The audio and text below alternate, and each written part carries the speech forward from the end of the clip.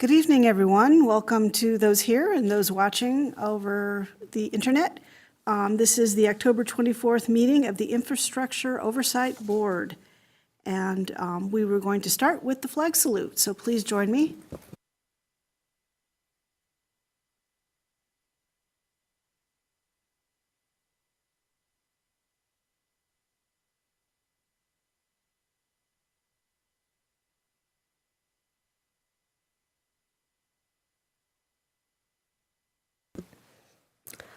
Could we have the roll call, please? Maria Coronado is currently absent. Armin Abazian. Present. Linda Besson. Here. Jean Schomburger. Here. Colin Hoffmeister. Yes, here. Shant Kodaverdian is absent today. And Shane Weber. Here. Thank you. Do we have any announcements from staff? This is Lifan, Chief Assistant Public Works Director. I think our attorneys has an announcement. Yes, thanks, Chair, members of the board. I have with me here Catherine Kim. She's a new addition to the CAO office. She's going to be taking a larger role of public works in IOB, and so you're going to see a lot more of her. So I just want to take this opportunity to introduce you to her, and I don't know if she has any words to say, but she is out there in the audience right there. Great. Hi, Catherine. Thanks. Nice to meet you. Thanks for coming. I do believe we have some public comment tonight, so we'll move ahead to public comment. Yes, we do have a Mr. David Donahue here for public comment. Mr. Donahue, you do have 3 minutes to speak. If you could please go up to the podium.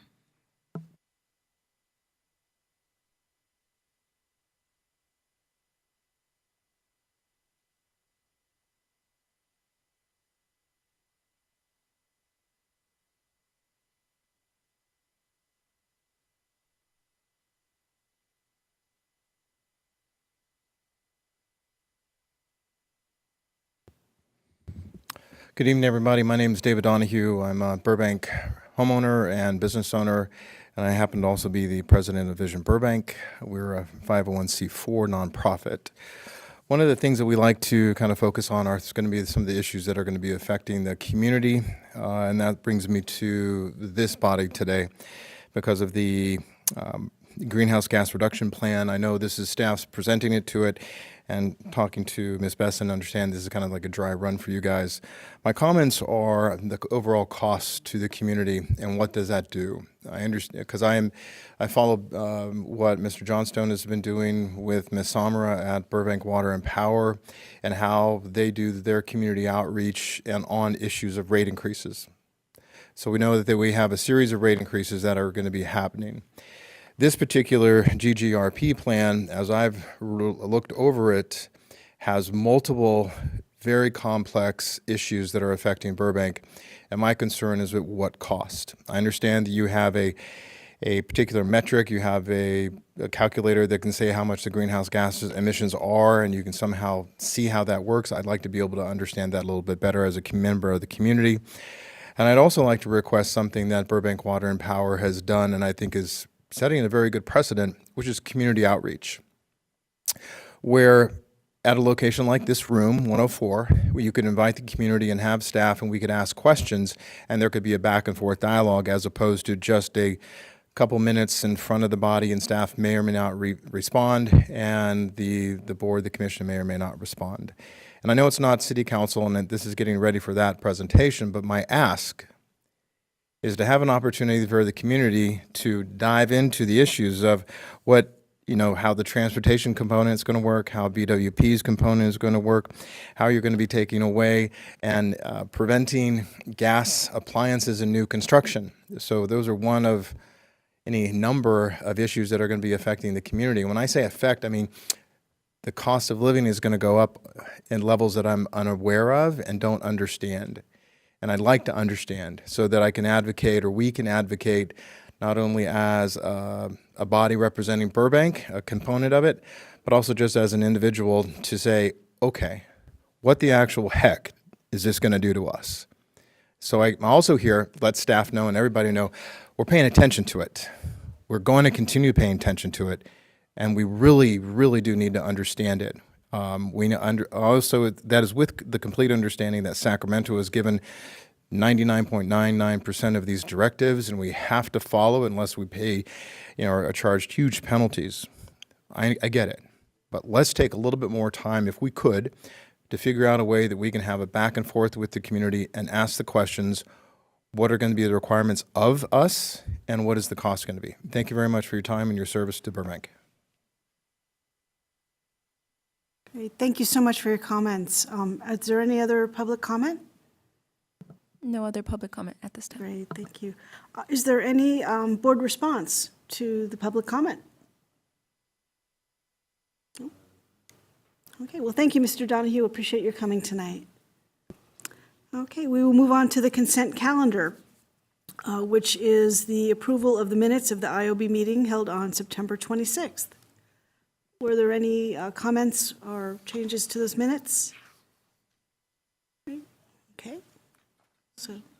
So we may have a motion to approve the minutes of the September meeting? I'll move.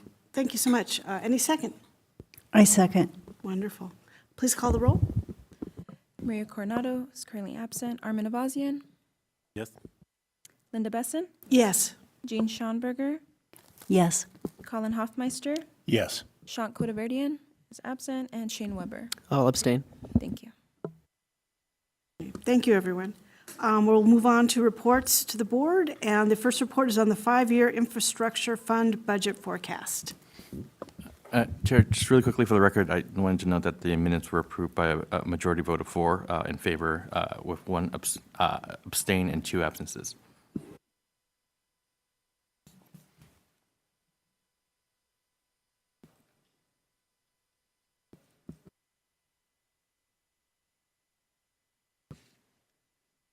All right. Good evening, Chair Besson and members of the IOB. I'm Jennifer Becker, your Financial Services Director.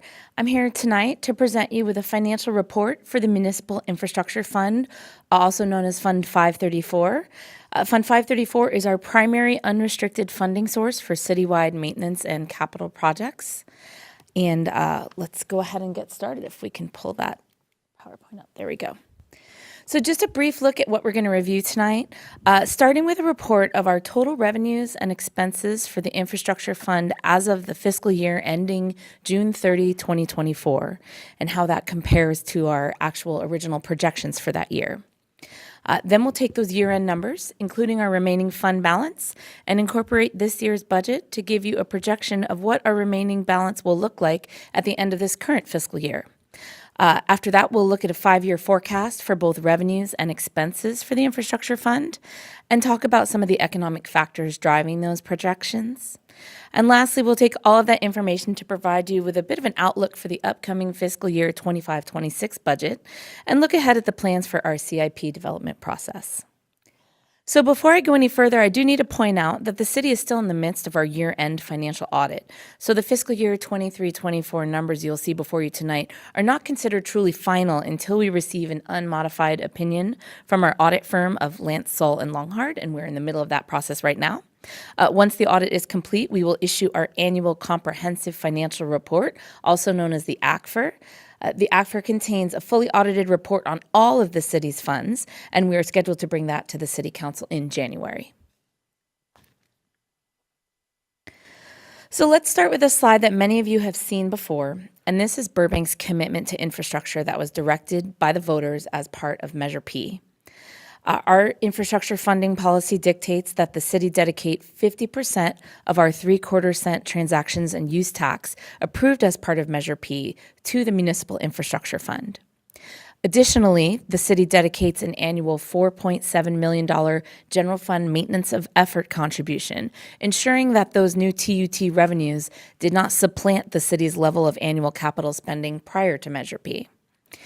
The city has maintained this financial commitment every year since Measure P was passed, including during the pandemic, and of course will continue to do so into the future. Now, it's important to note that while our Municipal Infrastructure Fund is a critical portion of the funding of our annual CIP budget, it is certainly not the only source of funding for infrastructure. The citywide budget for fiscal year 24-25 was adopted by the City Council on June 4th, and the CIP portion of that budget was adopted as recommended by the IOB. Total capital spending planned for the upcoming fiscal year is $37.3 million, with approximately 52% of that, or $16.9 million, funded by the Municipal Infrastructure Fund. Another 44% of the CIP is funded via a variety of restricted funding sources, such as our many transportation funds, development impact fees, or Parks Measure A funds. And 2% of this year's CIP is funded by grant funds, which, as most of you already know, is my favorite funding source because it involves other people's money.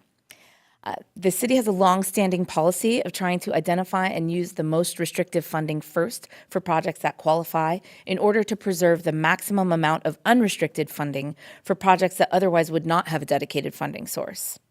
Altogether, there are 16 different sources of funding in addition to those grants that make up our 24-25 Capital Improvement Program budget.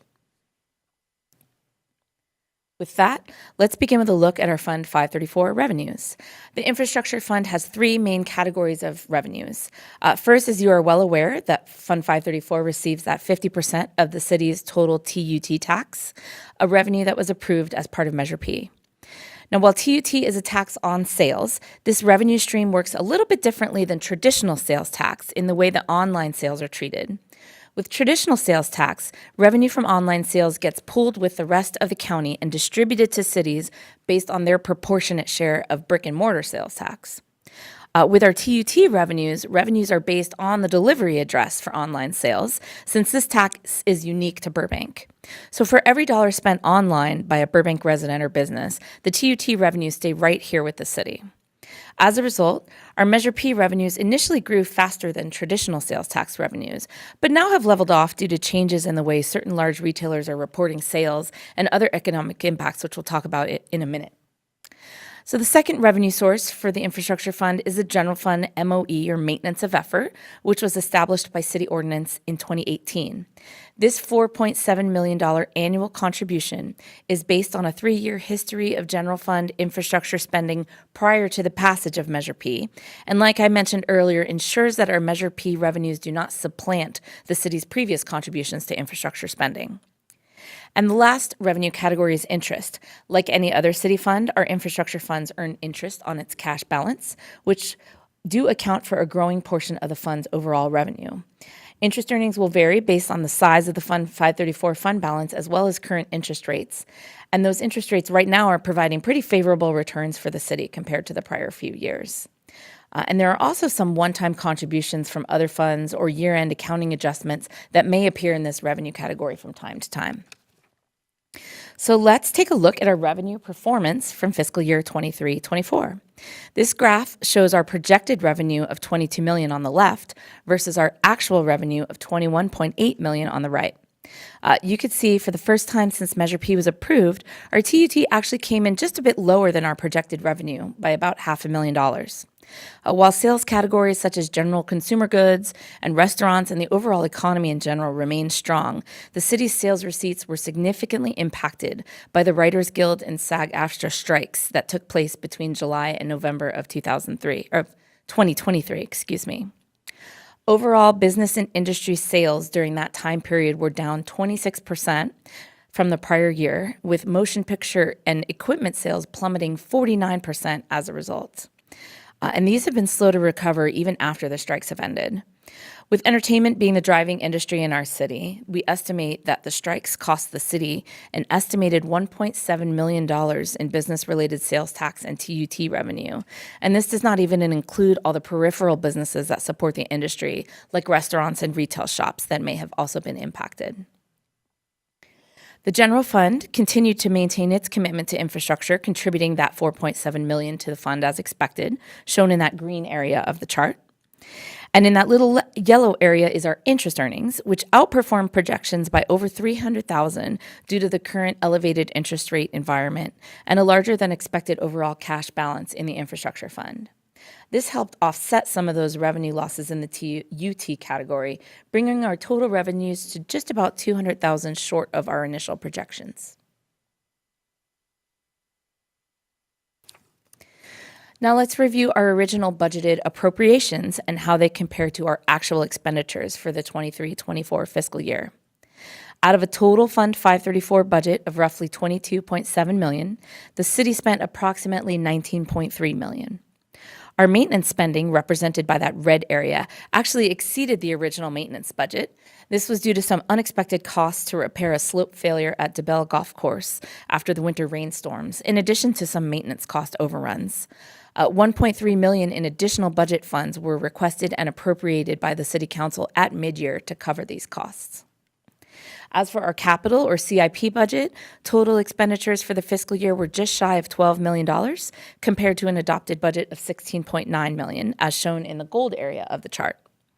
I should note that any capital project not completed at the end of the fiscal year automatically carries over to the next year, so that work can continue on all of the city's budgeted capital projects. This year, approximately $30 million in CIP dollars were carried over in Fund 534 as part of the budget adoption process. So we've taken a look at our projected revenues coming in and our actual and estimated appropriations or expenses. This last component of the Municipal Infrastructure Fund I wanted to touch on is our fund balance.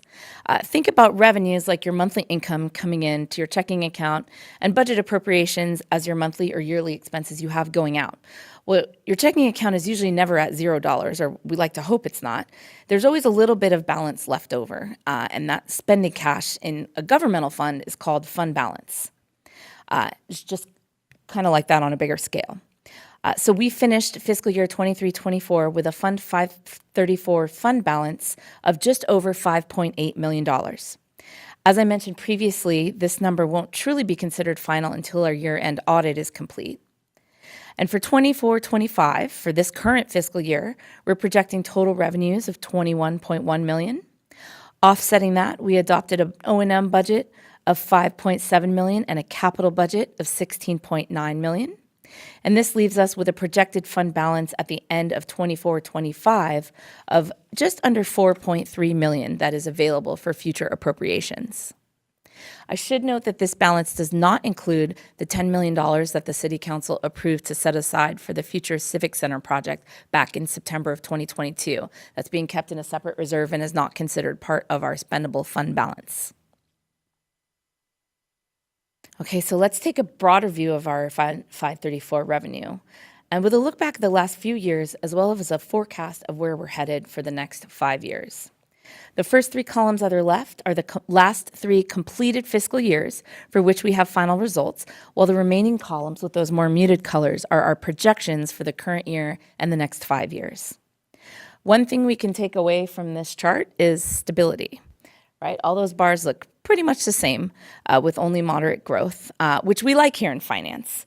Revenues have grown slightly from year to year with only slight variations due to economic factors, and we expect that trend to continue out into the future of our 5-year forecast. Overall, we're assuming a modest growth in our TUT tax revenues of about 2.5% per year. The green section of the chart represents the annual $4.7 million MOE again, and we project that quite easily since the contribution is 100% under the city's control, so it's pretty much always 4.7 every year.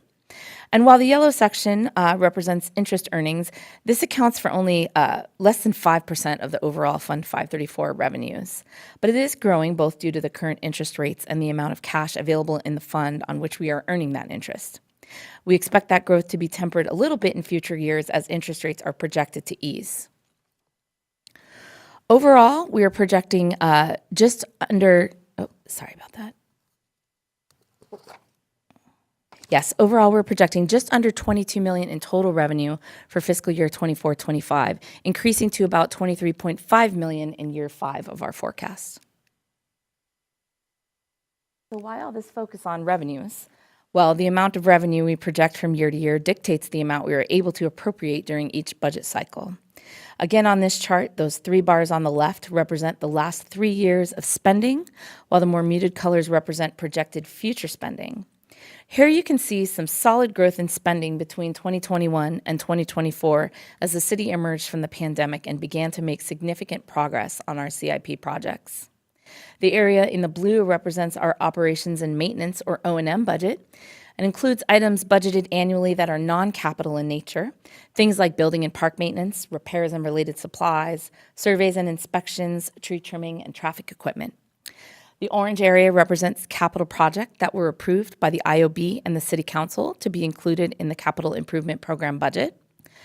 While only the dollars for 24-25 were actually appropriated, those remaining years show the amounts that we will need to appropriate to bring all of these projects to fruition, and also represents our annual capital commitments for items like street paving and our facilities programs.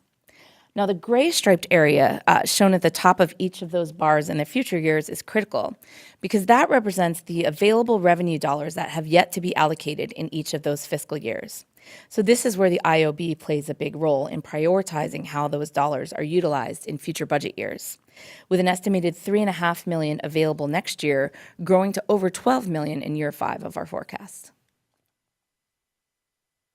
Of course, we've made some assumptions about future year budgets, estimating a modest growth in our maintenance budget of 2.5%, and assuming that the city will continue with its annual capital programming as adopted in this year's CIP. Those numbers, along with our estimated revenues, are all subject to change, but hopefully this chart gives you a pretty good snapshot of where we are headed over the next 5 years. And speaking of the upcoming budget, let's do a little sneak peek of what the board can expect for the 25-26 CIP development process. We estimate that we'll start the year with that $4.3 million fund balance in the Municipal Infrastructure Fund. Right now, we project about $22.2 million in total revenue for next year, which assumes an increase in TUT receipts of 2.5%. And of those revenues, we assume that our annual maintenance and capital spending plan will take up about $18.7 million in budgeted expenses. This leaves us around $3.5 million available for one-time capital projects in fiscal year 25-26, not including that available $4.3 million fund balance, which we'll project at the end of this fiscal year. So as you can see, our infrastructure fund is in a pretty stable and healthy place financially, though it's not without its challenges. Revenues are stable and growing at a modest rate, but of course our maintenance and capital needs continue to grow, and the cost of everything from labor to construction materials has grown at a faster pace than revenues due to inflation. The CIP, as adopted in June, includes a robust plan to invest $60 million of of capital dollars into our city's infrastructure over the next 5 years. And that includes Fund 534 as well as our many other CIP funding sources. And despite that ambitious plan, there's another $47 million in 534 funding expected to be available over that 5-year time period that has not yet been allocated to future projects. However, there are some very significant projects on the horizon that will be competing for those and other city resources, including the Civic Center and Central Library, the modernization of George Isay Park, the McCambridge Pool replacement, and the renovation of the Starlight Bowl, just to name a few. These are big, exciting projects, and of course, IOB will have a critical role in the decision-making process as we move forward with our future capital budgets. So we will return to the IOB during next year's budget process to solicit feedback and recommendations as to the budgeting and prioritization for all of the city's CIP projects. So this concludes my presentation, and with that, I'm happy to answer any questions the board may have at this time. Great, thank you so much. That was a terrific presentation. Really appreciate you. it. Any questions from anyone? Please go ahead. Thank you for your presentation. You mentioned that some of the 534 funds are interest accruing. I'm wondering just what portion of the fund accrues interest. Is it, for example, the year-end balance, $5.8 million? Is there some portion of that fund that accrues interest? Actually, any portion of the fund that has not already been expended is accruing interest. So for example, if you adopt a budget of $16.7 million, but you've only spent a portion of that as we go through the year, every dollar that's sitting in the city's accounts, all of the city's funds are pooled together in a cash account, which the city treasurer invests and works to earn interest revenues on. So any unspent money, for example, the $10 million set aside for the library, that's considered available cash. The available fund balance like we talked about, and then of course any unspent budgeted appropriations, all of those are earning interest.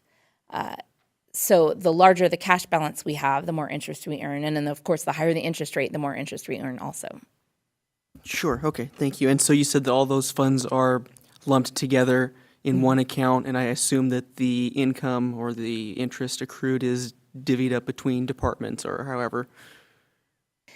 All of the city's funds are in one cash account, but the accounting is kept separately. So, for example, if we earned 5% on the city's portfolio, the Municipal Infrastructure Fund would get its share of the 5% based on the total cash that it has invested.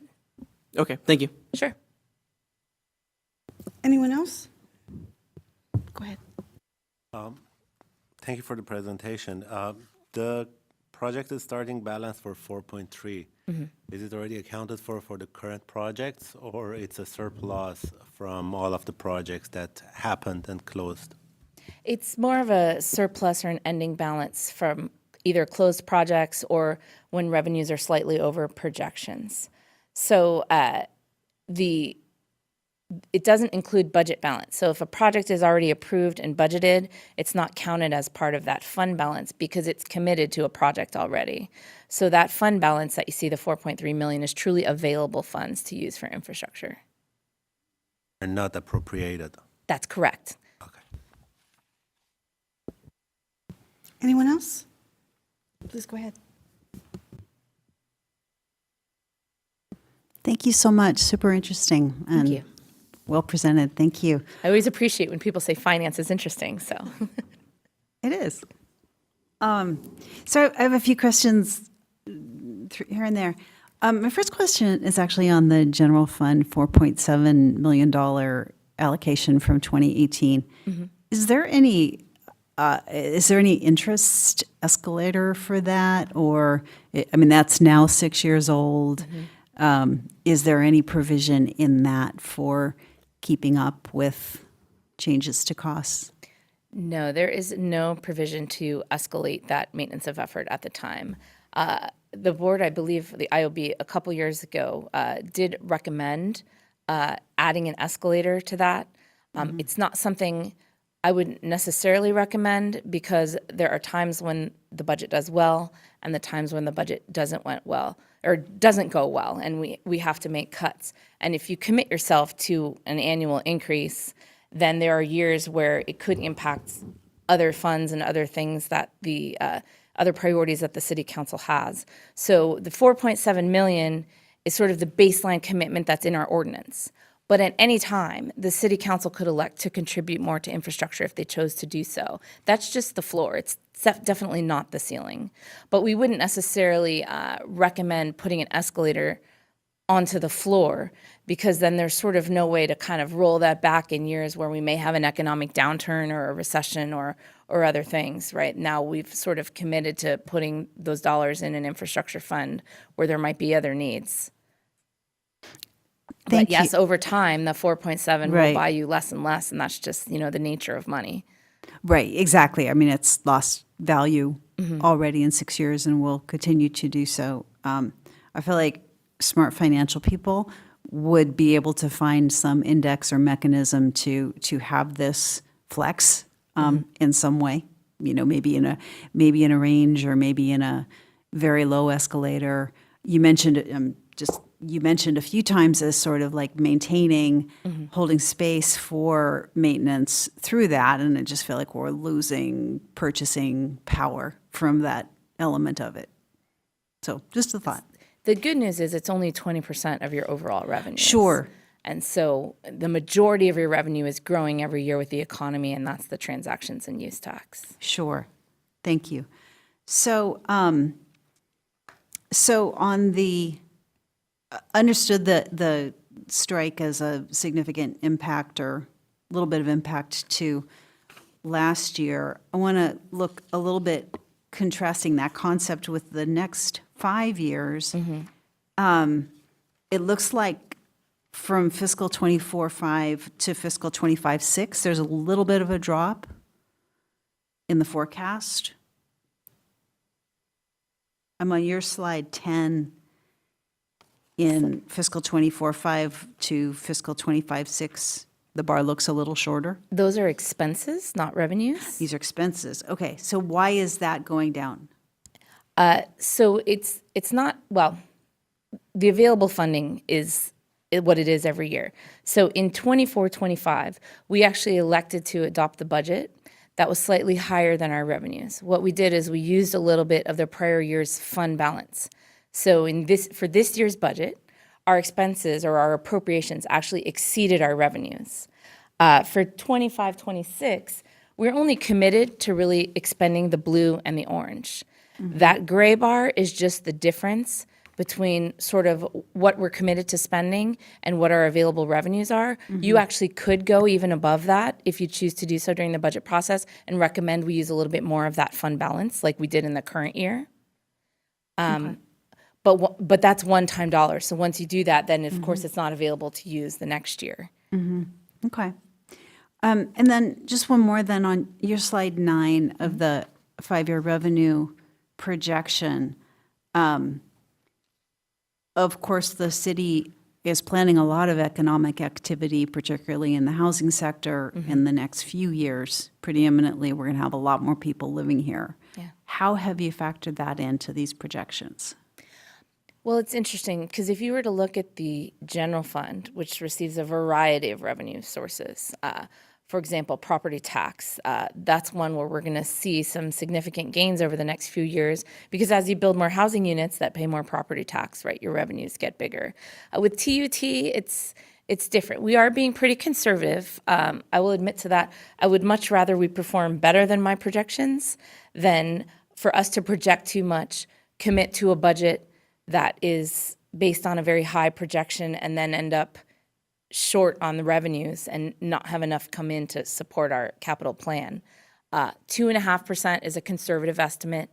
We bring in we have a consultant that actually helps us with those revenue projections, HDL, who comes in and they do analysis of retail trends and of, if we have a restaurant that's opening up, for example, they'll give us an estimate of what they think that restaurant will bring in sales tax. So it is pretty granular. Because of kind of some strange things going on with the economy, right, with the inflation kind of causing people to hold back a little bit, and some changes in retail, as I mentioned earlier. One particular large online retailer that just about all of us are familiar with are changing the way they report online sales tax, and that is having an impact on our TUT. So we're trying to be a little bit conservative. I would like to say I hope we perform better than the 2.5% per year. But with the information I have now, this is what we're projecting. And like I said, I'd rather be wrong on that end than the other way around. But so population growth doesn't necessarily directly impact sales growth the way it impacts property tax growth. Thank you. You're welcome. Anyone else? Okay. I have some follow-up questions. Sure. And primarily it has to do with the topics some of our board members have mentioned, which is the interest earning portion, the investment portion.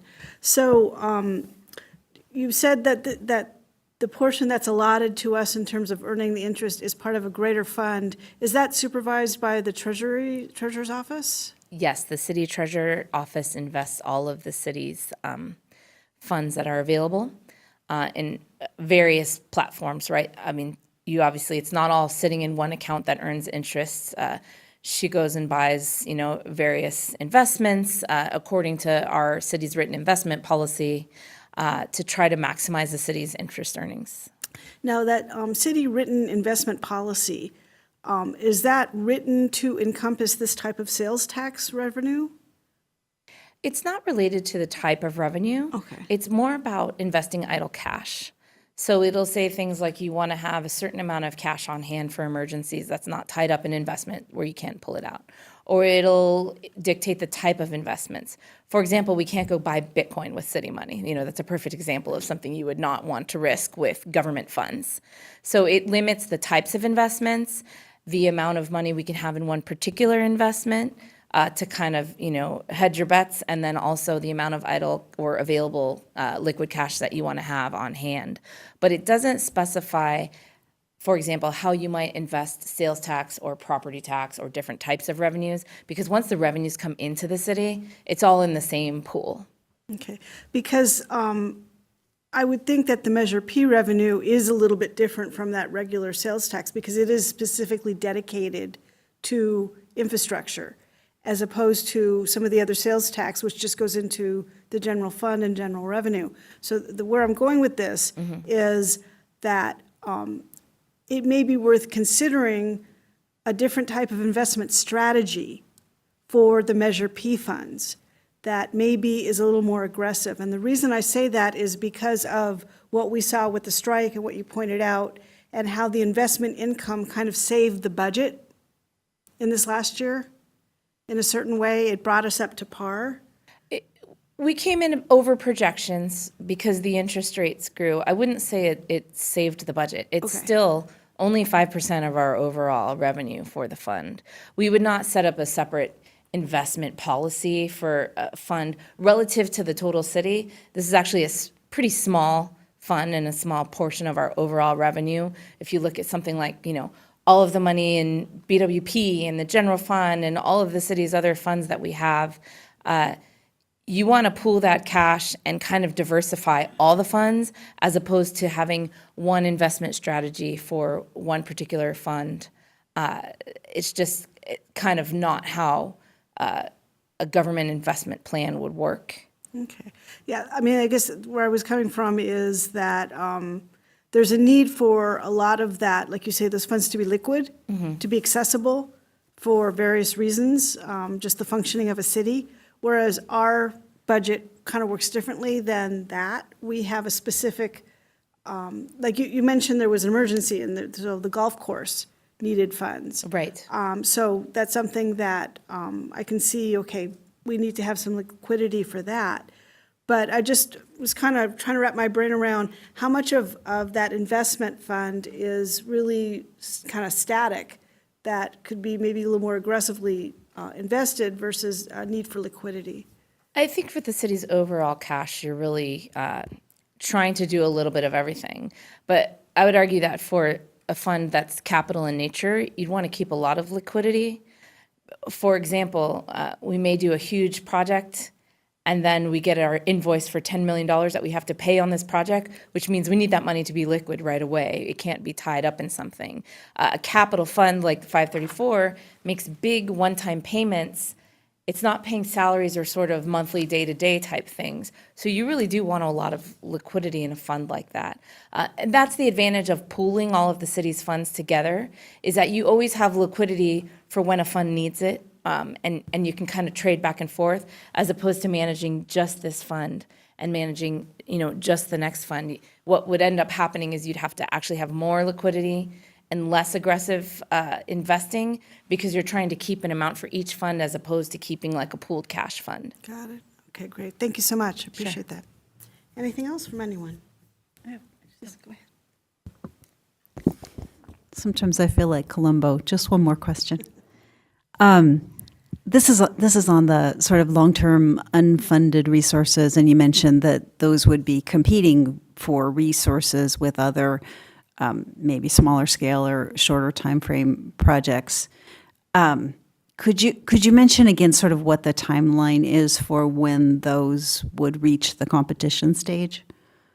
I think it's going to be different for each project.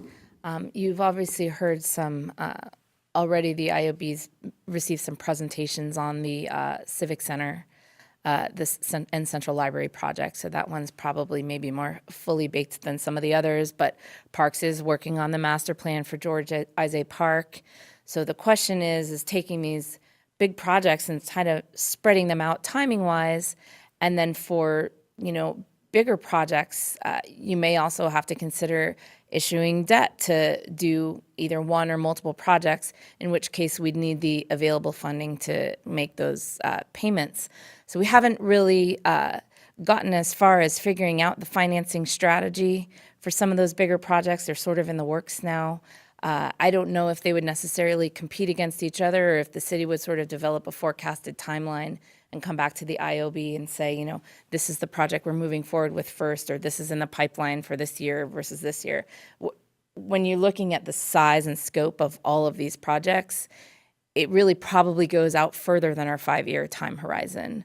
These are big, big needs with big costs, and we'll need a variety of funding sources, certainly not just 534, to be able to make this lift and get those projects off the ground. Thanks so much. Sure. Great. If there are no further questions, thank you so much. We appreciate your time and your Thank you. presentation. And we will move on to the greenhouse gas reduction plan.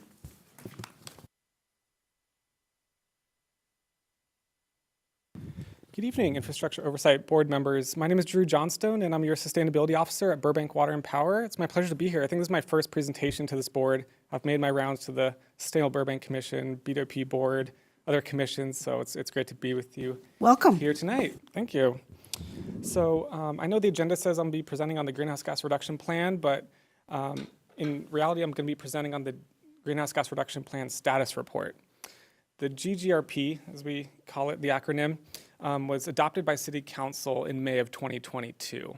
That was a few months before I was hired at Burbank Water and Power. And so I'm here tonight to give a status report on a lot of the strategies, actions, and measures, as well as an update of our greenhouse gas inventory.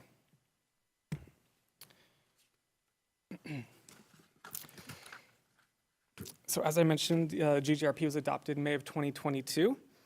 It includes big commitments, a lot of investment, and significant work, with the outcome to improve the quality of life for Burbank's residents and workers. The GGRP was approved by Council after significant community outreach and involvement, input from staff, expert consultants. Strategies and actions were developed, and each department has and will continue to implement these measures. And as staff, we analyze the status of the city's emissions reduction measures and confirm reduction targets are being met. We started collecting key performance indicators and status updates from each department in late 2023. And the GGRP commits staff to reporting to Council with annual progress reports and utilizing a tool called CapDash, which is an online public-facing portal. And that includes updates on measures and actions as well. So the data collection process for an annual report like this or a greenhouse gas inventory takes time and collaboration between departments. And so that's something I've been leading along with my coworker Amanda Landry and CDD. Even though most of my time and effort is within Burbank Water and Power, helping implement a lot of the energy and water conservation and solar and electric vehicle infrastructure. But wearing this hat, collaborating with other departments has been a great project over the last year. So there's just the list of all the city departments. It's been a citywide effort. Participation from all departments has been critical. Some of these departments have many more measures and actions than others. In addition, we just want to mention that we contracted with Rincon Consultants to help us with this process. They helped us update the community-wide greenhouse gas inventory, enter the progress of our measures and actions in that CapDash tool, and they also helped draft the status report. So let's start with the greenhouse gas inventory update. So human activities in Burbank cause emissions, which are mostly made up of gases like nitrous oxide, methane, carbon dioxide. And when these gases are released into the atmosphere and trapped in the atmosphere, that cause climate change. We can measure and track emissions by conducting inventories and organizing that data into categories, or we call them sectors in our industry. And these represent the major sources of emissions. So in Burbank, the major sources come from sectors like the electricity generated and delivered by Burbank Water and Power to our 53,000 customers, the methane gas that's delivered and combusted at homes and businesses, fuel combusted in vehicles and off-road equipment, the tailpipe emissions from on-road vehicles, the treatment of wastewater, and emissions from landfills and compost facilities. Our goal is to measure emissions annually so we can see trends.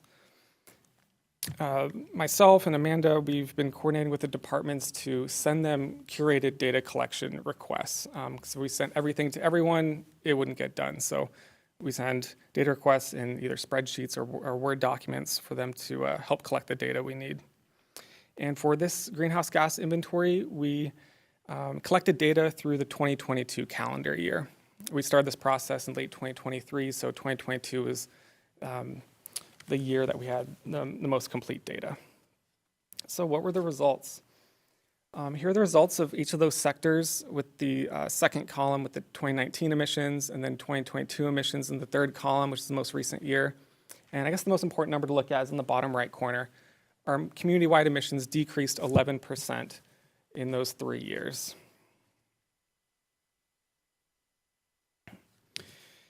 This is a table of a typical sector-based greenhouse gas emissions inventory.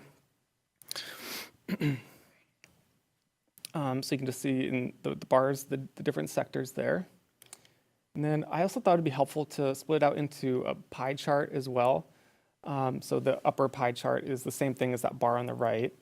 But then we can drill down even further. So the building electricity section, for example, which is 41% of the community's emissions, we can see how much of that comes from commercial electricity demand versus residential, on-road transportation, obviously mostly passenger vehicles driving around our city, and building natural gas. It's kind of split fairly evenly 3 ways between the different segments. So now that we have this data, it's helpful for us to see the what can we do about it, right? The greenhouse gas reduction plan has about 120 different strategies, actions, and measures. The team, when this was developed, created 12 strategies, and those are aspirational statements regarding future achievements in those strategies. And within those strategies, there are 21 measures, and those are long-range statements and goals to measure emission reduction. And then there's 124 action items, which are specific programs or steps that support greenhouse gas reduction measures. This is twice as much work and action items as compared to the previous 2013 greenhouse gas reduction plan.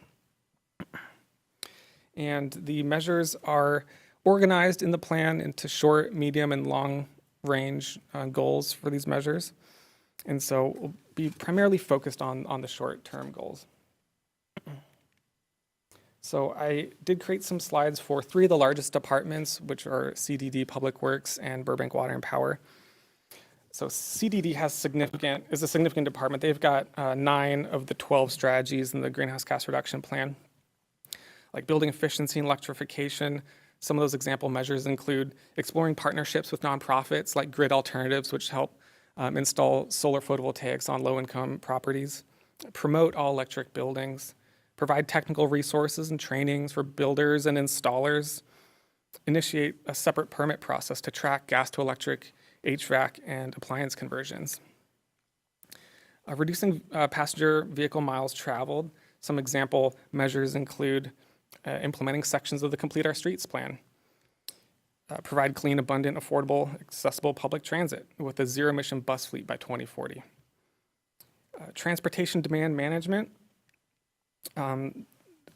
The goal here is to expand the transportation management organization, which is a partnership with the major employers in the city to offer them resources for their employees on alternative forms of transportation.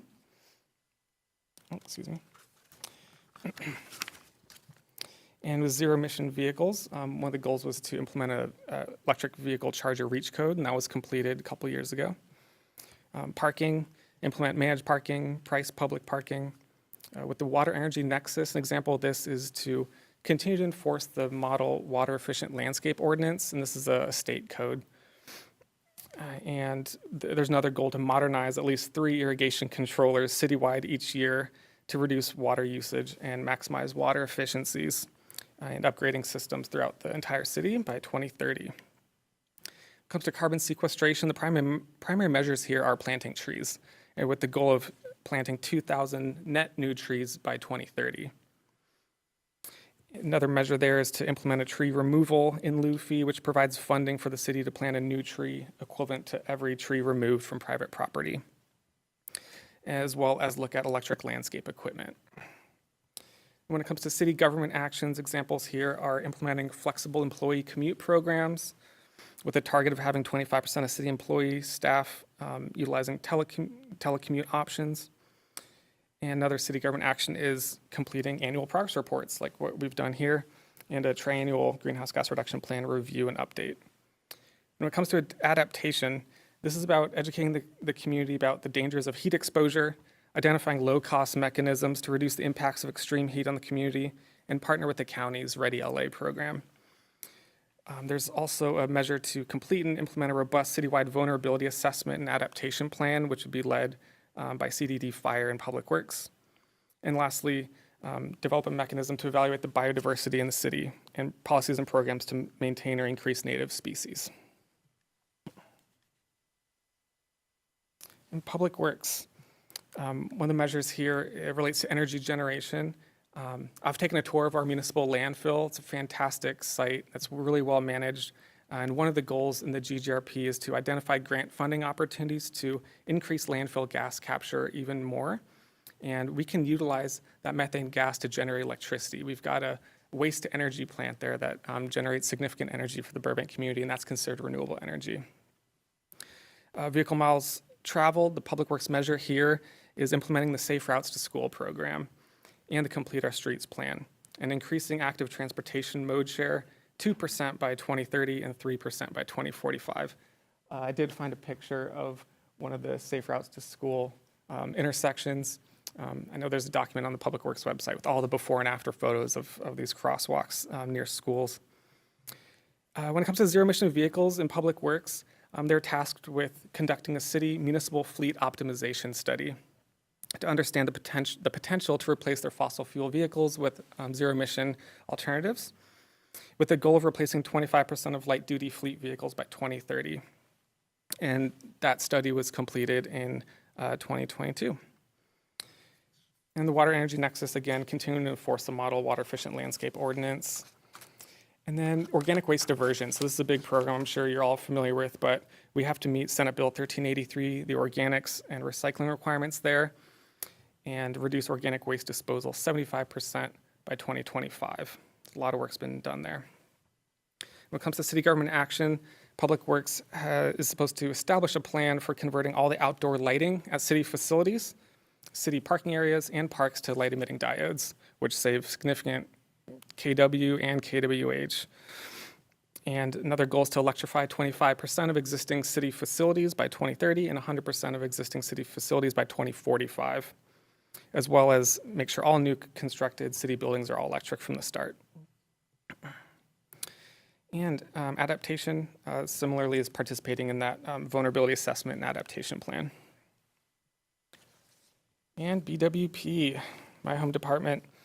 When it comes to energy efficiency, the measures here are to leverage our existing programs. In the GGRP, it's primarily making sure that our existing programs are well maintained and encouraging more equity and inclusion and participation in those existing programs, because they work well, but we are looking at and updating them this year. Building electrification, promoting all electric new construction, but also we've got electric incentive program to help people with the upfront cost of converting gas appliances to electric in their existing homes. Customer incentives. One of our cornerstone measures is to partner with Burbank Housing Corporation. We've got about 300 units in our community. Many of these buildings from the 50s, 60s, 70s, pretty antiquated electric systems, a lot of gas appliances.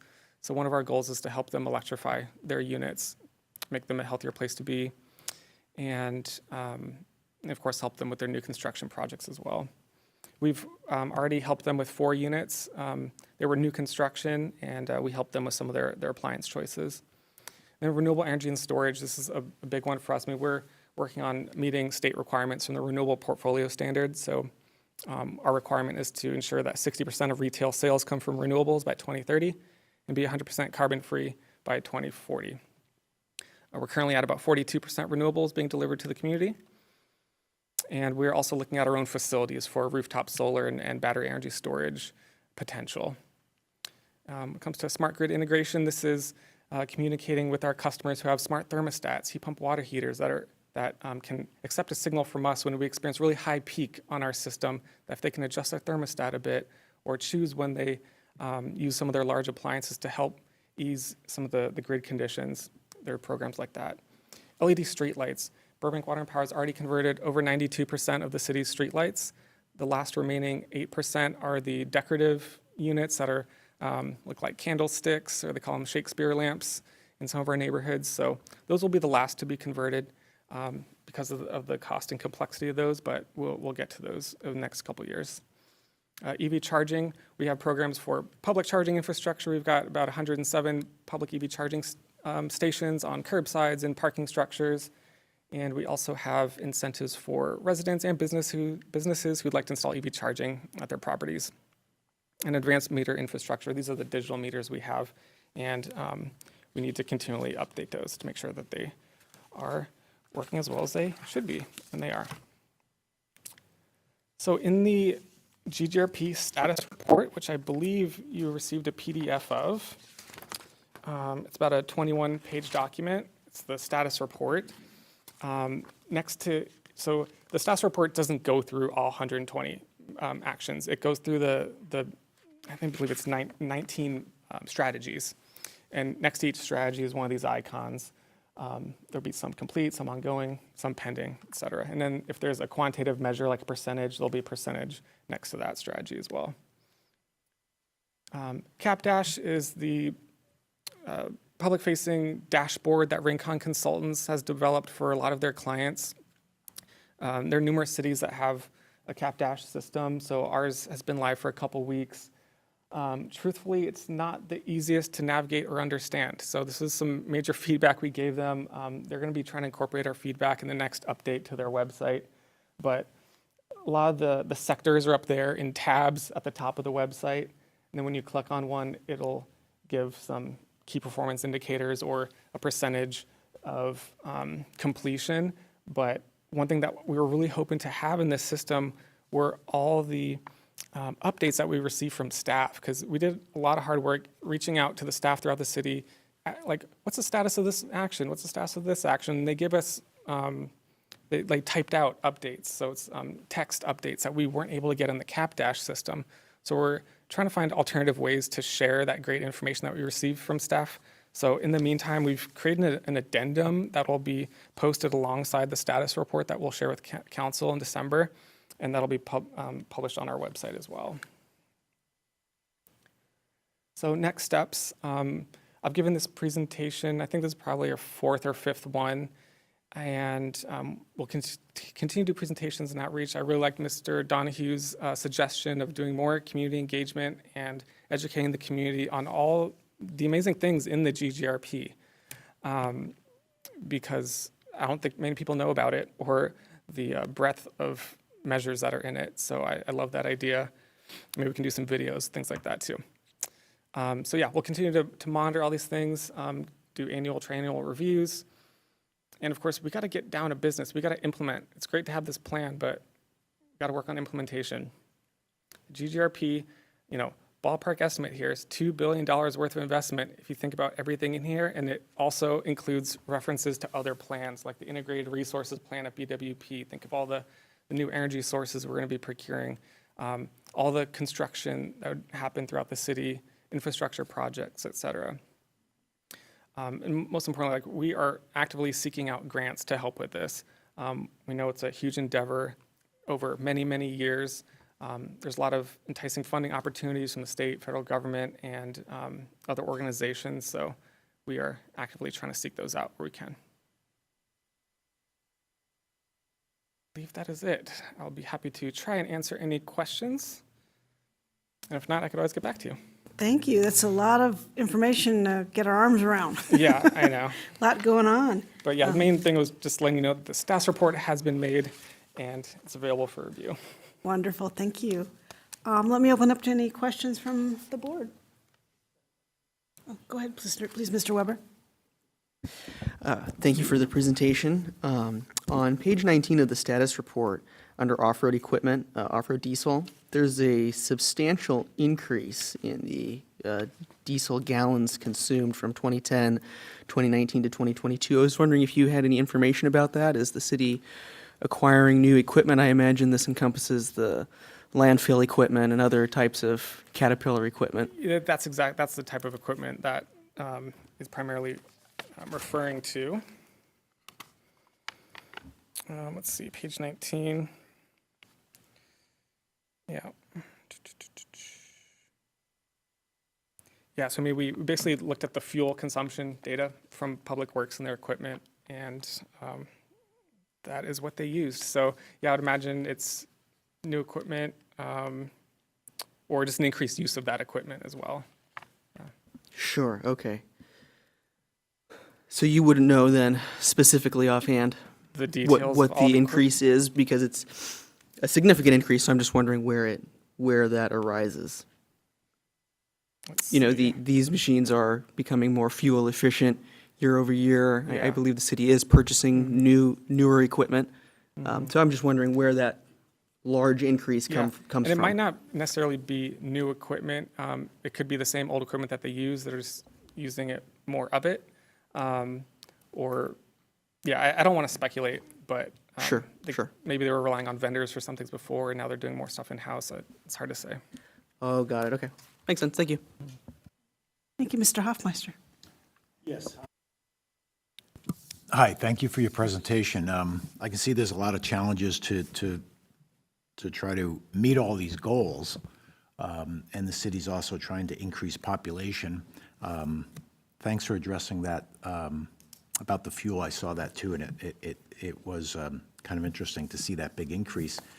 I'm looking at the solid waste emissions too, and I wonder what the plan and how you're planning to, with an increase in population, how to bring that down, because if there are more people here, which of course that's part of growth in a city and that's going to happen, how do you bring the solid waste emissions down to kind of a net zero?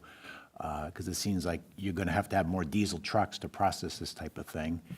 And I don't know if I'll articulate this correctly or how I want, but thinking of the incentives to take away gas appliances and incentivize electric appliances. Mm-hmm. And then all these, perhaps perfectly working gas appliances go where? Do they go to landfill? Do they get recycled? And then what's the cost and kind of the CO2, the footprint of that to kind of process all that kind of equipment? I imagine it's very, very challenging, and I'm just, wonder if there is a plan for that, if that's something that's been thought through or has to be addressed kind of on an annual basis. Mm-hmm. Yeah, thank you so much for your questions. I believe the first one was just about landfills and how to address landfill emissions. The state and Burbank's primary way to address that is to divert as much organic waste as possible from going into the landfill, because organic waste contribute extraordinary amounts of methane in our landfill. So if we can convert that and compost it, industrial setting, that'll be a significant emissions reducer. Landfill waste is a very small percentage of our overall emissions as a community, but it is something that we shouldn't ignore. But yeah, so the main strategy there is diverting as much from the landfill as possible, and obviously recycling or composting it. When it comes to appliance electrification, yeah, we do incentivize. We have rebates for folks that, when their gas appliance is reaching, its end of life and it's time to get a new one, we want people to think about going electric and helping with the upfront cost of that. As far as recycling major appliances, the City of Burbank's Public Works Department has a bulky item pickup system. I'm not intimately familiar with it, not my department, but yeah, my understanding is that you can call and have large appliances picked up. And I don't know where it's taken or processed. I can look into that. I know that we contract with vendors to do appliance recycling, electronics recycling at the recycle center. Was there another one? No, I think that was kind of it. Just from my experience, and this isn't being critical, I'm just kind of thinking out loud, is that a lot of these gas appliances will last a long time because there's not a lot that kind of fails on them. I mean, for instance, my stove is from 1942, and it works perfect, and it goes very well. And I'm not advocating that everybody gets a 1942 gas stove.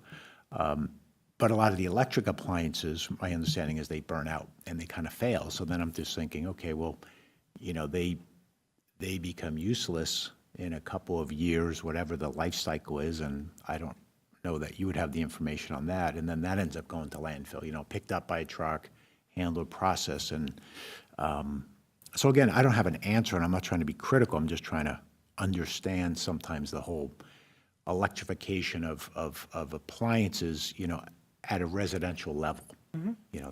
That's all. Yeah, it's a preference thing. I understand. We're not requiring anyone to get rid of their appliances. Use it as long as you can.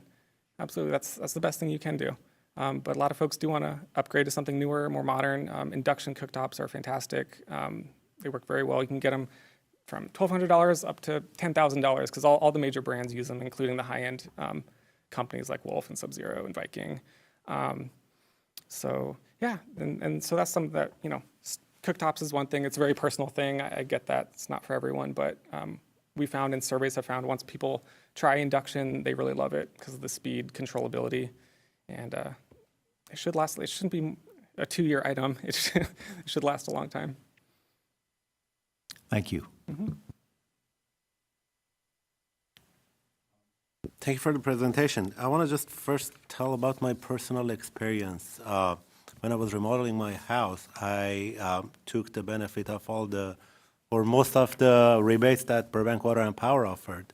But it comes down, each one of these elements, to the bottom line, how much I have to spend out of my pocket to replace something. And when I looked at everything that it was offered on the rebates, I saw that, okay, it's not worth for me to replace my gas stove, but it's better for me to replace, let's say, my forced air condition with a heat pump. Mm-hmm. And at the end, I'm saving more than $1,000 every winter season by not burning gas for heating my house. Mm-hmm. Or like the rebates on the installation, it helped me a lot on everything. Changing the LED to the lightings for the LED, it saved me a lot on my electricity. It comes down to what our residents, how much our residents are first aware of these programs.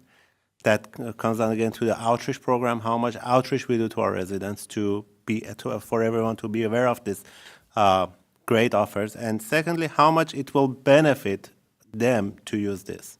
Mm-hmm. And when it's time for replacing something to something better, that's the time to implement those changes, rather than having some sort of a policy or regulation or something that no more sales of, let's say, gas-powered lawnmower in the city of Burbank.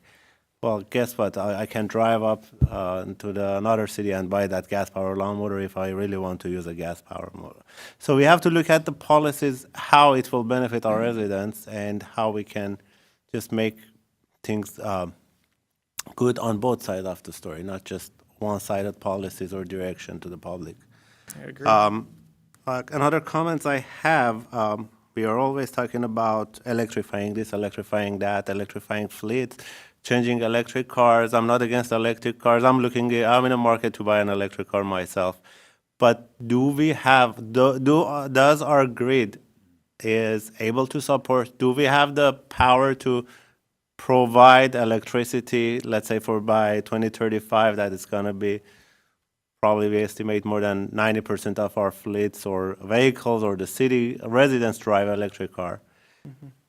I know the answer. It's no. And we don't have in the Southern California that power to provide the power for our electric vehicles.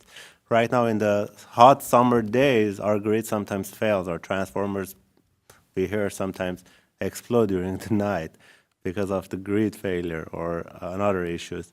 How prepared are we for those, I would say, optimistic goals to get to zero greenhouse gas or something that, like we say, 100% electrified? Yeah, I mean, we don't have the capacity for 2035 or 2040 adoption right now, but we are anticipating all this electrification coming online.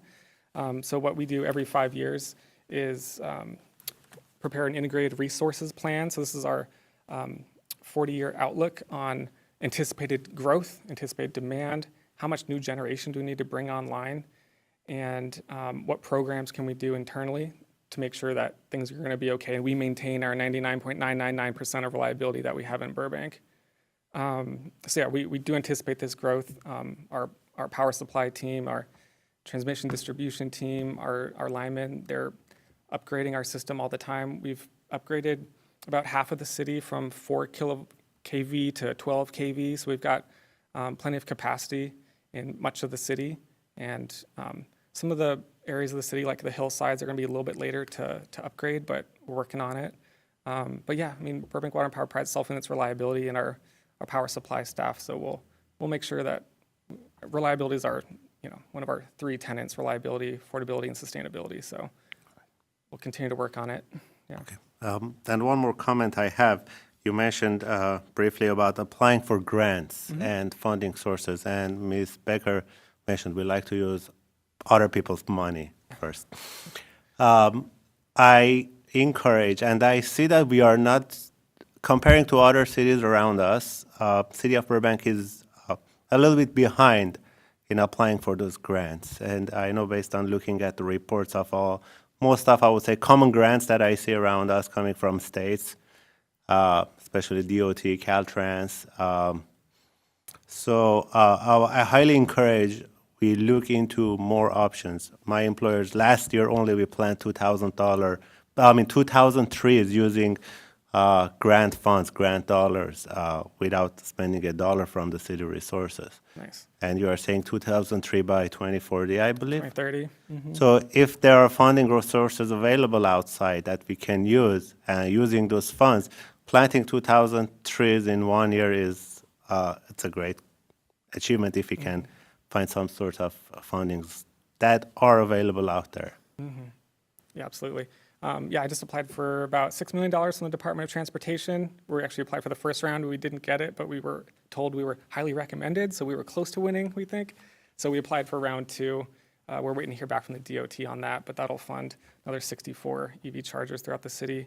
And then, we're applying for grants from the Department of Energy. We've got a $50 million grant application in. It's our second attempt at that one as well, and we had lessons learned from the first round. So we're really hopeful we'll get that, and that'll be for a lot of infrastructure upgrades and substation construction to help us maintain that reliability. And I think that should be like a closer cooperation between your department and Public Works and CDD for all these funds. So we shouldn't just focus on one department to apply for the grant. It has to be through CDD, through Public Works. And I think it has to be a little bit more cooperation between departments to go after all these grants that are available. Because most of these grants, based on my experience that I work with those, They are time-consuming. There are a lot of paperwork involved, but at the end of the day, it's worth it. It's well worth it to go after them. Absolutely. $5 million a grant, it's going to take some time, but it's like how we can get another $5 million. Absolutely. Thank you. Thank you. Thank you for your outstanding comments and questions. And now we move to Ms. Shamber. Would you like to go first? Oh, okay, thank you. She wants the shotgun.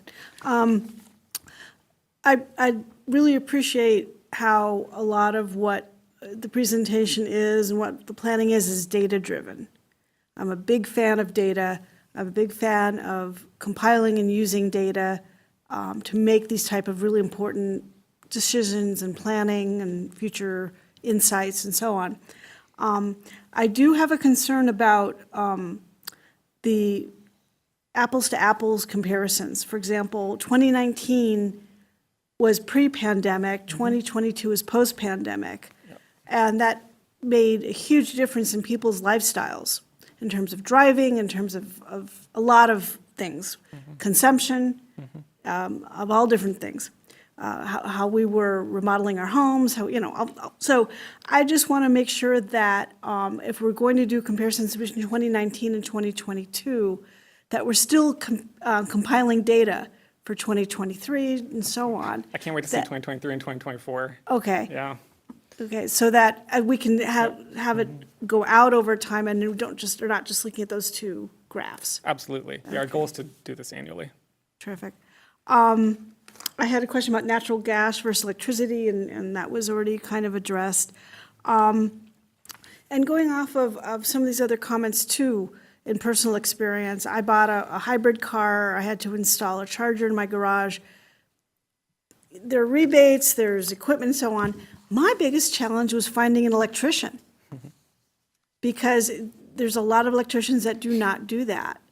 And so I would encourage the program, if you don't want to refer people to electricians, which I understand, city attorney, liability, yada, yada, but to have something available for people to go to so that they can find the service workers to satisfy these requirements and help build this infrastructure on a residential basis. Because you'll have the staff to install all these chargers and so on, but in my house, I had to go through 3 different electricians. So it was kind of a big thing. Going back to data, has there been any consideration, once this program really you get your footing on the Rincon data and get all entered, having some type of public portal where the public can go in and look at this data and see how it's progressing and see what these benchmarks are and so on? Yes, we're really hoping CapDash would be that thing, but if you're going to visit it, it's, again, not the greatest user interface. So, at the very least, we're going to be publishing the status report and the addendum with all the updates on the city's website, the sustainability webpage that has the GGRP. So we'll post it there. The GGRP can be useful if you like looking at numbers, a lot of small numbers. But yeah, we got to think of a better way to visualize it because there's so much information how to. Exactly, and just to kind of have it all spread out is kind of like, Yeah. So to have an ability for the public to drill down on the things that interest them, Yeah. if it is street lighting, if it is chargers, if it is, natural gas versus electricity, whatever, all the different buffet of topics and programs and food waste and so on. Everyone has their key issues that they want to find out about. So as much, again, bringing the public into the discussion, as much as we can make it user-friendly, that will encourage information, assimilation, and user involvement, and people feeling attached and part of the experience. So, just curious if you might know this. We talked about getting grants, and then been comments that a lot of this is mandated by the state. In terms of what we do need to do, would you have an estimate as to how much of that is an unfunded mandate where the state has told us you need to take care of this, you need to do this program, you need to change this, but we don't receive any funding for it? Well, most of the regulations are unfunded. Okay. So it's up to us to figure that out or apply for programs or grants. Or, I mean, there are, like, sometimes, when the legislature passes laws and they get assigned to a regulatory body, sometimes they're funding programs, like there are for electric vehicle infrastructure, for example, and building electrification. But I don't think I don't know if Amanda knows this, but I don't think there's much funding for like SB 1383 organics recycling. I think we're doing most of that in-house. So yeah, unfortunately, a lot of laws are unfunded mandates. Right, and I think that's important for the public to know that as well. And I would ask to see if we can, if we are looking for federal funding, which is always a great source of funding, to utilize our elected officials, our member of Congress, our senator, people who hopefully have access to people in Washington that can help us, not necessarily bypass the process, but if you got held up in the first round, maybe we have a connection that we can use to help us, that you don't have to learn it the hard way. Yeah, we do advocate for ourselves in Washington, D.C. and up in Sacramento. And we're part of organizations like the Southern California Public Power Authority, American Public Power Alliance, California Municipal Utilities Association. So these associations of other utilities, we do advocate for our situation at both the state and federal level. Ask for earmarks for funding, let them know we applied for grants, things like that. But yeah, you're absolutely right. Yeah, so we're going to have a new congressperson, we're going to have a new senator. Yeah.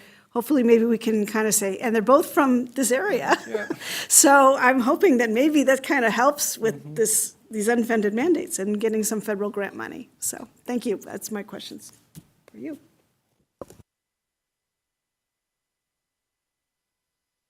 Thanks so much, Drew and Amanda, for your work on this.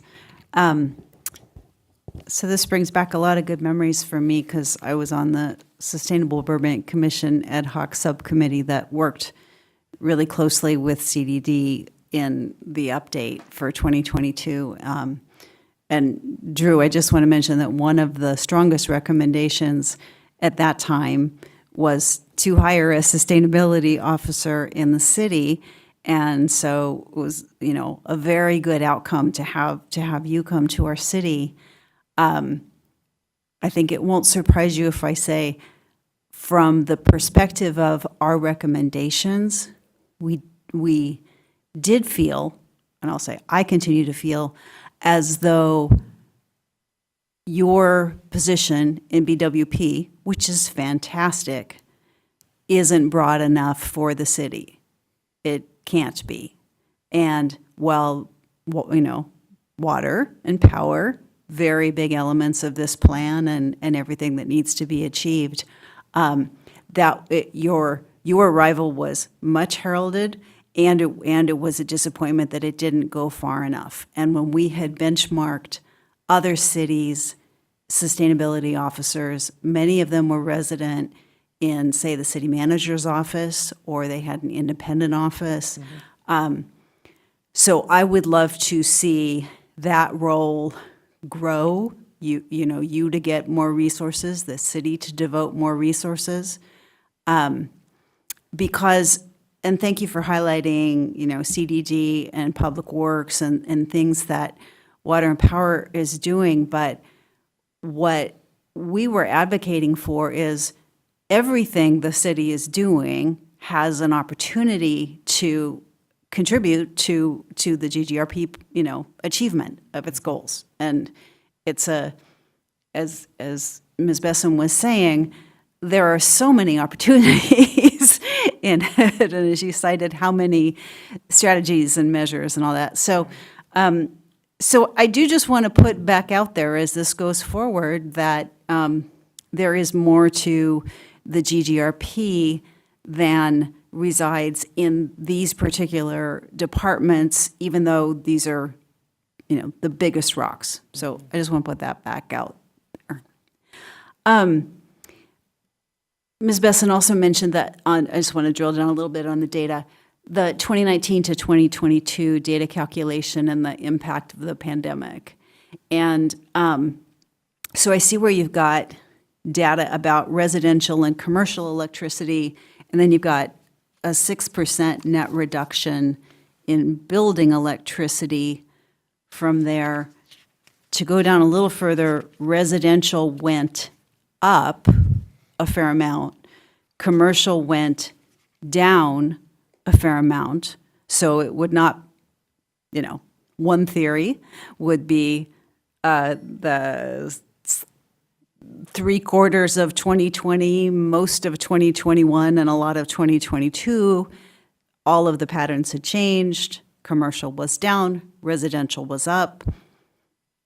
Workers who reside outside of Burbank, their residential would not be reflected here. Correct. So I'm just wondering if you've modeled in any way based on our commute patterns, because I know transportation and others have done a lot of work on how many people are coming into Burbank from Santa Clarita, North Hollywood, wherever it is that's not captured. If there's any way to model that time period and see and just kind of see if that 6% is real for Burbank, or if it's incident to the pandemic. And I'm wondering if you can tip your hand at any point to what we're seeing for 23 and 24 as we're returning to kind of more pre-pandemic patterns. So just kind of poking at that time period a little bit, which, it's the message, not the messenger, just saying this is what happened during that time. So a couple other thoughts. So just a suggestion on thinking about how you present your data and other compensating factors. More context. Right, right. And, if you're looking forward to, of course, in our community, we have entertainment as such a big factor, the impact of the strike, some of the things Ms. Becker was discussing as sort of future considerations, the increase in housing we're going to have over this time period, whether people are actually going to return to work, how this residential commercial mix works. And if there's more, the residential or the commercial number is, of course, more than twice as much as residential, where the biggest bang for the buck is on where people are going to be literally, physically utilizing electricity in the next few years. So just thoughts on that. Couple of thoughts on the adaptation strategy that you highlighted for CDD and Public Works. You didn't highlight it for BWP, but I feel like there's probably a big piece there. And I'm wondering on these heat exposure adaptation ideas, and on your rebate ideas and on your electrification ideas, our community is not without its risks in terms of climate, weather, earthquakes, fire, other things potentially happening here. Personal anecdote, but probably many have others like this, in the hurricanes recently that affected so much of the Southeast. I have a friend in Asheville, North Carolina, and so of course I'm trying to reach her. They're scrambling for all aspects of utilities, and when she finally got internet back, she said, "Oh yeah, I had a generator from my house, so I had electricity the whole time." So in their community, the way it worked out is some people had water, some people had electricity, and some people had internet. And through their community, they were sort of able to keep each other together. So I'm just putting out there, as we're talking so much about electrification, do we need to disaster plan beyond the grid to generators as emergency capacity? And is that something that the city could look at, some incentive programs, for homes, maybe part of building? Maybe that's something CDD could look at as we're bringing so many new units online here, is like electrification is great until it's not. And then we're sort of short on options. Yeah, I mean, solar and battery storage is a great microgrid Yep. situation. I know there were a lot of homes in Yep. Florida with solar and batteries, and they were doing just fine, and people using the big batteries in their cars as well Yeah. to power things for days. And yeah, we're actually looking at implementing a battery energy storage rebate for customers next year in conjunction with our solar customer solar program update. So that'll help reduce the upfront cost of batteries, which of course can be used day to day to help offset peak demand in the 4 to 7 p.m. window when it's great to use the battery, but also, of course, in the event of a rare outage in Burbank, that can be used as well. And yeah, the city's doing things to adapt to extreme heat. I know there have been a lot of shade structures installed at playgrounds. Right. We implemented a cool roof reach code, so all new roofs have to be cool roofs. Those are a couple of examples. It looks like Amanda's eager to jump. I'm sorry, you haven't gotten to talk at all. Hi, good evening. Amanda Landry, Principal Planner with CDD Planning. To answer a little bit more of your question, to add what Drew mentioned, the city will be, and it's part of the GGRP implementation plan, we're going to be embarking on a interdepartmental effort to do a citywide vulnerability assessment that looks at how well the city is prepared to adapt to climate change or climate-related results or impacts. And that's part of it will be a complete citywide strategy to see what sort of fortification our utilities need to do, how we can help residents prepare a little bit better for events, extreme weather events, things of that nature. So it'll be primarily an effort with CDD, Public Works, BWP, and then our safety partners in police and fire. So those are things we're really gearing up to look at, starting, I think, in the next 2 fiscal years, we'll be looking at that. Terrific, thank you. Also, I just have 2 more points. I just want to really encourage the urban forest concept. I agree with Mr. Avazian that 2,000 trees between now and 2030 is kind of an anemic effort for a city that's one of the tree cities, and that's losing a lot of its mature trees for various reasons. I think all aspects of soil-based reductions in carbon, they're low cost, they're high impact. They help to change the culture. They change, so I think we're not doing enough in the soil-based areas. And again, that's maybe something Burbank Water and Power could get to a little bit through water. And I know the turf removal and all that, but just really want to encourage more attention to that from somewhere if possible. And I think my last thought, which has flown out of my head,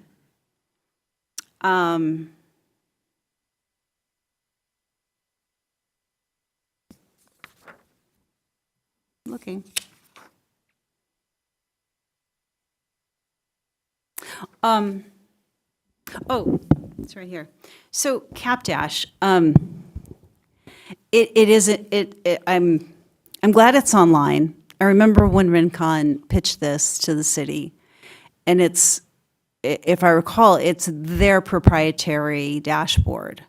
And I remember having concerns at the time about tying our city too closely to one set of consultants and one proprietary software when, as you know, there's lots of other software out there to assist with this, and these are decisions that are hard to the switching cost is high on these kinds of decisions. So I'm glad it's alive. I'm disappointed to hear that you're finding that the user interface is not as successful as hoped, and integrating input from the other departments is not as easy as hoped. So again, just a thought, before we are entirely sunk cost building our entire inventory in this particular proprietary software, just might be worth a look at alternatives before the switching costs get incrementally, exponentially higher as time goes on. Yeah, it's fortunate it's not a software as a service, so Okay. we're not paying annual fees, Yeah. which is nice. But yeah, you're right. There are other sustainability emissions tracking software, which likely are SaaS programs. So we can research it, but at least, we have some data up there. And they said that they will look at upgrading it and making it so we can put more text into it, because right now it's mostly numbers. But yeah, thank you. Yeah, and to echo Ms. Besson's and our public comment suggestion to just please make information available to the public. It's, we used to talk a lot at Sustainable about it has to be cultural change. It has to be public education. You have to help people understand what the options are, what the consequences are, where we can get help with costs and such. So, but thank you for so much progress, and thank you for staying on track for the update. Yeah, well, Intervals it's been here. a little bit more than a year, but yeah, we'll try to be more regular moving forward. Thank you. Another story based on my previous experience. When I was looking into installing solar panels, because of high energy efficiency that I had on my property, I looked at Burbank Water and Power and instructions, and I talked to people in the Water and Power. I was going at the time with Tesla. They wouldn't let me install more than 9 panels, while I had this huge roof that I could install more, and I could produce more electricity and put it back to the grid on a heat day, while I'm protecting my house from a high heat in the summer. That's something that I would advise to look into, buying back the power from the residents, like other utility producers are doing. Mm-hmm. I know some of the smaller cities in the area, we don't do that, but I think that's something as a sustainability we should look, and it gives us something back to our grid power, especially on the peak summer hours that we need those powers. We do have a solar net metering program, so you can export electricity for full retail credit right now, but the policy is you can't install a system that'll generate more than the last 12 months worth of kilowatt hours. So it sounds like 9 panels equated to the last year's worth of usage. Exactly. And although you had more roof area you could have taken advantage of, the policy didn't allow that. Yes. We are looking at updating our customer solar program. We're going to our board in 2 weeks. We're going to council in December. Hopefully it'll be effective in the summer of next year, where we're going to allow oversizing moving forward, because instead of providing full retail credit, we're going to be paying customers our avoided cost of energy. So it'll be like the true value to Burbank Water and Power that energy sent to us. And so because it'll be a fair exchange of value for the energy sent to the grid, we'll allow you to install as big of a system as you can fit on your roof. That's interesting. And we're going to be streamlining the process. So any system under 10 kW won't need to go through size review. So that'll save a few days up front. And that's about 90% of the systems we see are under 10 kilowatts, because that's a big system. Most average size solar system is about 6.5 kW. Maybe 5 to 7 panels. So yeah, if you haven't gone solar yet and you're interested in oversizing, you'd have that opportunity. I'll wait. Later in the summer. Yeah. Thank you. That's good news. Thank you so much. Thank you for your pleasure to meet you time and all. all Thank the you. information and for the exchange. This was a terrific discussion, and I hope it was beneficial. Thank you. Okay, thank you. Okay, we're moving on the agenda. We're going to move on to a review of board member Codavarian's attendance records and report to council. So this is Li Fan Shu, Chief Assistant Public Works Director. I want to just provide a very quick summary. So the reason this item is put in the agenda is because Municipal Code Section 21403A, which states, in the event a member of the board, commission, or committee is absent for 3 consecutive regular scheduled meetings of the board, commission, or committee to which they were appointed, or who fail to attend at least 75% of the regularly scheduled meetings during a 12-month period, which commences on the day of the appointment of the individual member to office, the attendance record of such member shall be reviewed by the board, commission, or committee to which the member was appointed. The board, committee should consider the reason for the absence with the member and make a determination whether the absence shall be excused or unexcused by the city council. The report and recommendation shall be transmitted to the city clerk, who shall agendize the matter to the city council consideration. So this matter was brought to the IOB previously in February, and board member Cordian's previous 3 absence was recommended to be excused by the IOB and the city council, excused the absence in March. But also at the same time, I think required the next time that any such absence, the board member will need to require to present in person in the council meeting to explain the absence. So with that said,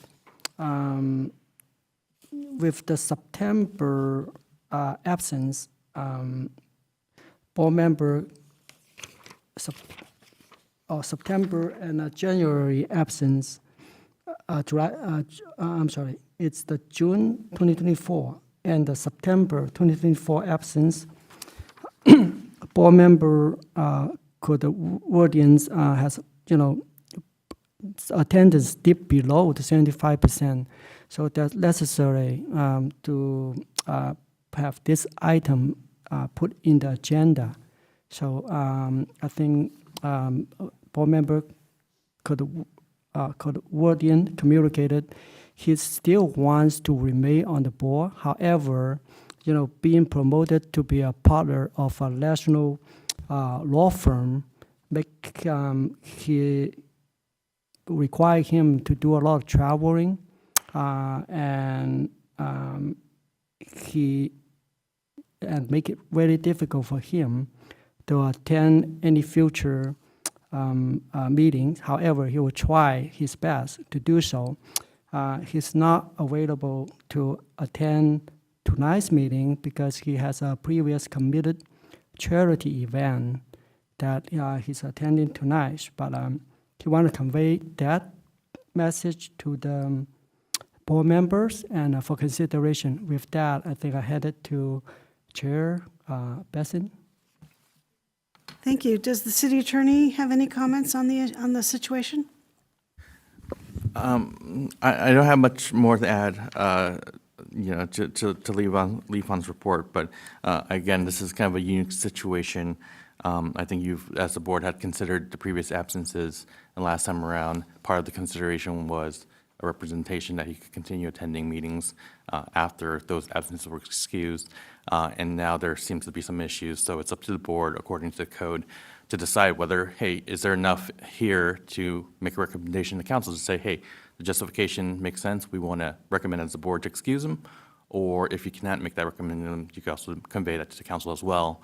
And ultimately, it would be a report transmitted by the city clerk to the council with the recommendation of the board, whatever it is.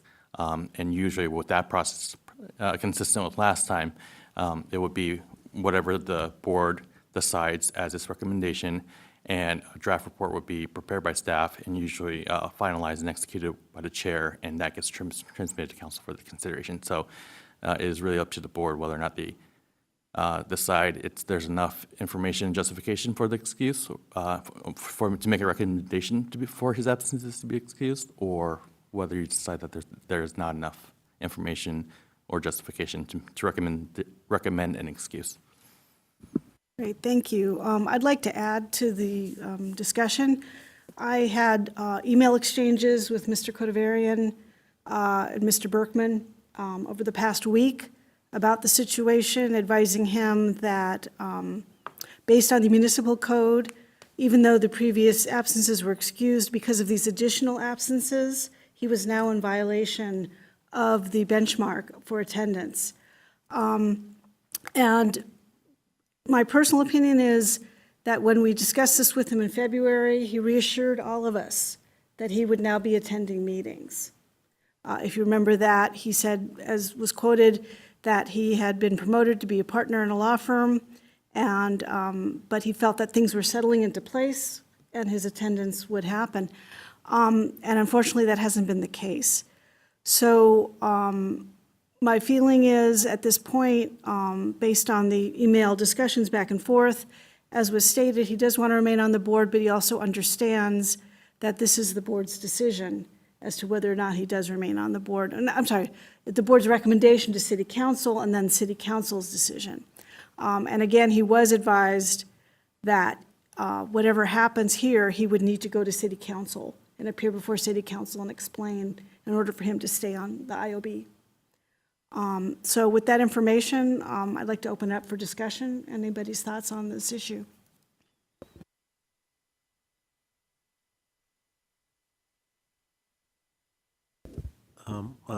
Just a quick question.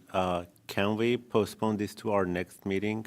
Hopefully, he is able to be part of the team, so we have a discussion with him present. That's a good question. I mean, the board can always choose to continue this item to next meeting.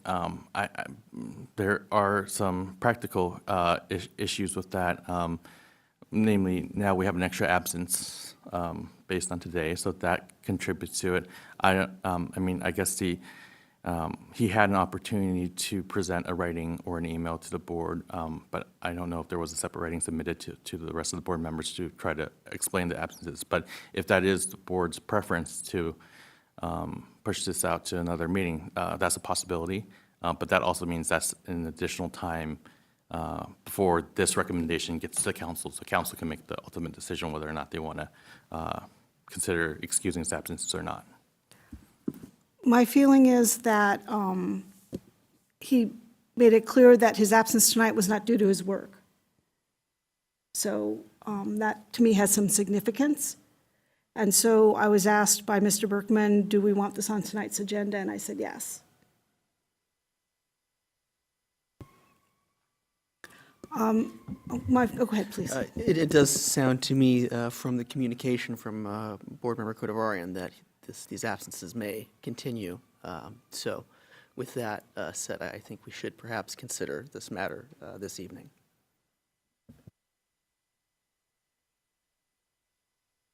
Thank you, and I'm glad, Chair Besson, that you were able to communicate directly with Mr.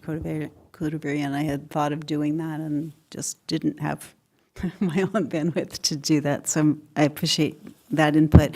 I had hoped very much that he would be here tonight to speak about his situation and the various competing priorities. I'm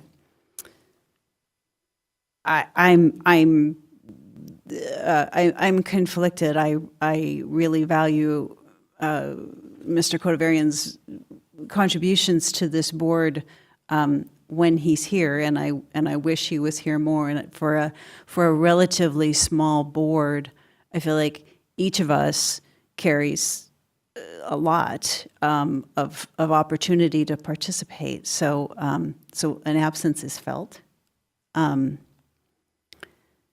So I do think we should consider it, and I am concerned about future. I am concerned about future attendance. I'm also, as an observer of City Council and the various boards,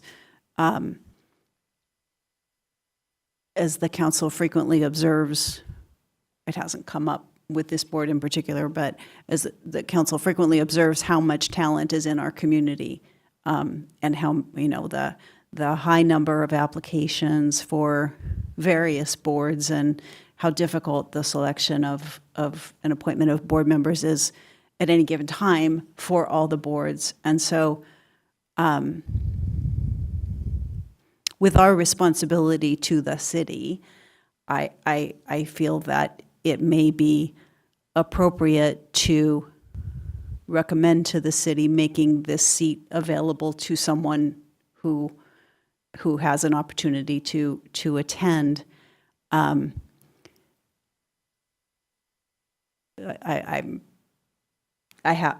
sad about seeing it that way personally, but that's sort of in our advisory role.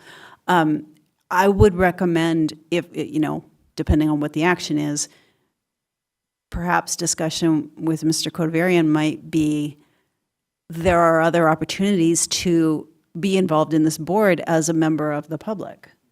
A member of the public, thank you, Mr. Donahue, for attending. As a member of the public can always attend this board. A member of the public can always send emails to our staff liaisons.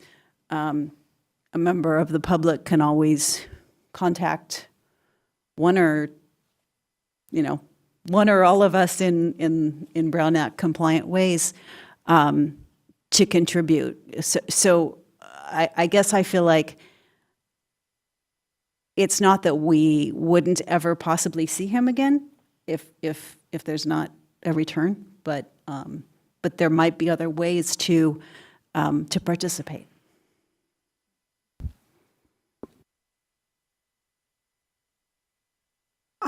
My feeling is that attendance is a requirement by the code. We here have that same obligation, we have that same responsibility, and if we did not attend, we would be, have the same questions asked about us. So I don't feel like this is any different a situation for this board member than it would be for any of us. All of us have this requirement. Every board member in the city has this requirement to attend. That's the minimum that's asked of us. So my feeling is, as eloquently put, there are others out there who have applied to be on this board, who want to be on this board and want to participate, and input is always welcome. Mr. Kodavarian can certainly offer his input, and we would gladly listen to it and would love to hear it. But I feel that it's a privilege to be appointed, and I would like someone who attends the meetings as much as we all do. So that's my 2 cents. Any other comments? Okay, and then what is our next step? Well, from what I'm gathering from the discussion of the board, it sounds like there's not enough information to satisfy the board to recommend excusing the absences so far, and if that's incorrect, please let me know.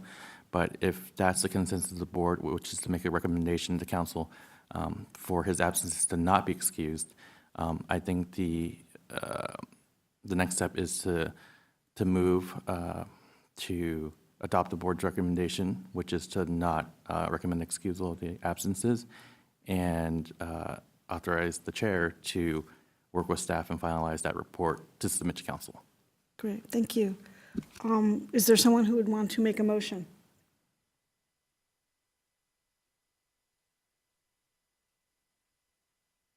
Okay, as the chair, may I make the motion? Yes, any member of the board can make the motion, then I including will, the chair or the vice chair. Make the motion that the absences of this board member not be excused. Do we have a second? I'll second that. Great, thank you. Roll call, please. Maria Coronado will be abstaining from this. Armin Avazian, No? Linda Besson, Yes. Jean Schonberger, Yes. Colin Hoffmeister, Yes. and Shane Weber. Yes. Thank you. So for the record, that motion passes a majority, 3 ayes, 1 no, and the rest are absent. Did I count that right? Actually, I'm missing one.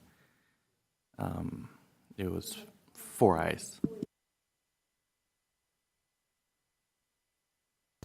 Okay, and then move on to rescheduling of November and December meetings.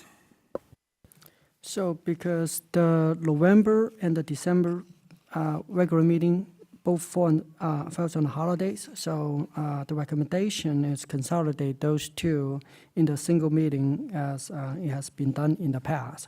The recommend day is December 5th. With that, it's open and it back to the chair for discussion.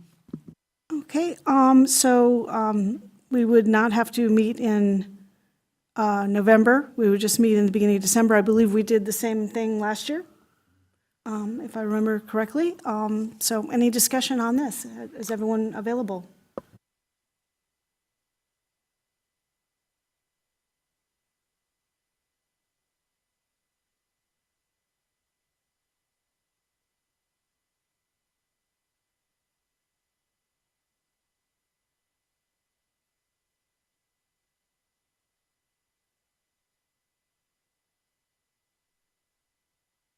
December 5th? Oh, good, we got thumbs up, okay. So we accept, I guess, the staff recommendation to Okay. consolidate those two meetings. Okay, Yeah, I think Need a probably motion? better, just for formality, because we're basically adopting the December 5th meeting as our next regular meeting. And just for context for the board and the members of the public, every year, the fourth Thursday in November, and not very often, the fourth Thursday in December lands on Thanksgiving and Christmas or Christmas adjacent. So it's been pretty routine to vote to have a regular scheduled meeting consolidated into one meeting in December. So that is the recommendation is December 5th, and I would recommend that you adopt that as a motion, or Okay. through the motion. May I invite a motion? I move that the infrastructure, The IOB? the IOB, Infrastructure Oversight Board, who are we? That the Infrastructure Oversight Board reschedule its November 28th and December 26th meetings consolidated into a single meeting on Thursday, December 5. Great, thank you. Do we have a second? I'll second. Great, thank you. Roll call, please. Armin Avazian, Yes? Linda Besson, Yes. Jean Schomburger, Yes. Colin Hoffmeister, Yes. Shane Weber, Yes. and Maria Coronado and Sean Cordoverian abstaining. Approved 4 to. Yes, so motion passes. 4 to 2 abstaining. Yeah, you got to give them those numbers. Introduction of additional agenda items. None? Okay, any pending agenda items? No? Okay, well, that was a great meeting, lots of good discussion, great comments, questions. I really appreciate everyone's participation. It was a very, very productive meeting, so thank you. And we will see you on December 5th. Yeah, terrific. Have a good holiday and have Thanksgiving, everyone. Thank you.